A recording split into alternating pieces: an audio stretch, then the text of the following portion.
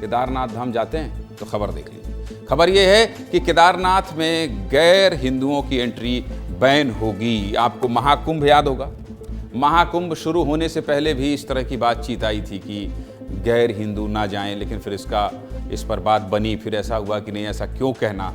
अब इस तरह की चर्चा केदारनाथ धाम को लेकर भी हो गई है। केदारनाथ धाम में गैर हिंदुओं की एंट्री पर बैन लगाने की बात चल रही है। केदारनाथ धाम के कपाट 2 मई को खुलने वाले हैं, लेकिन कपाट खुलने के पहले ही बाबा केदारनाथ के दर पर गैर हिंदुओं को लेकर नया विवाद शुरू हो गया है। केदारनाथ धाम में गैर हिंदुओं के प्रवेश पर रोक की मांग तेज हो गई। पूरा मामला जानना चाहते हैं, चलिए आपको बता देता हूं।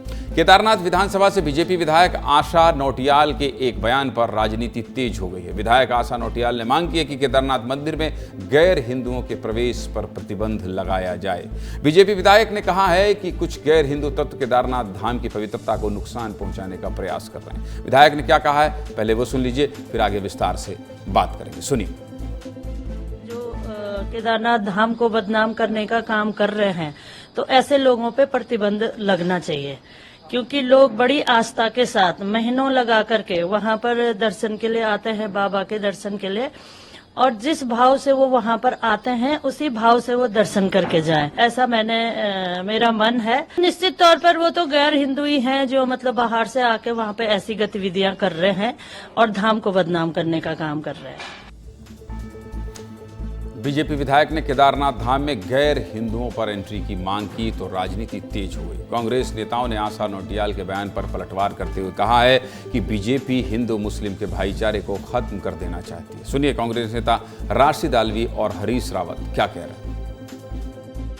ये कल्चर जो हिंदू मुसलमान के भाईचारे का था, इसको ये बीजेपी खत्म कर देना चाहती है। ये इस तरीके का बयान कोई दूसरा श्रद्धा रख रहा है तो आपको क्या जा रहा है, आप ही के धर्म में तो श्रद्धा रख रहा है।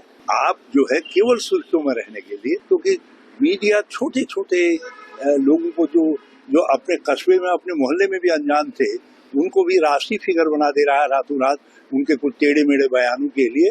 तो मुझे लगता है मेरी छोटी बहन आशा भी जो है उसी झमेले में आ गई है।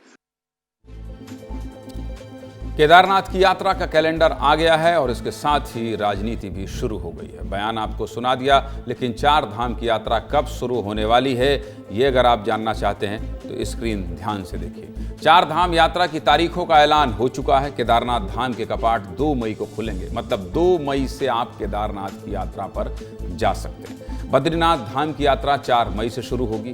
तारीख लिख लीजिए, नोट कर लीजिए।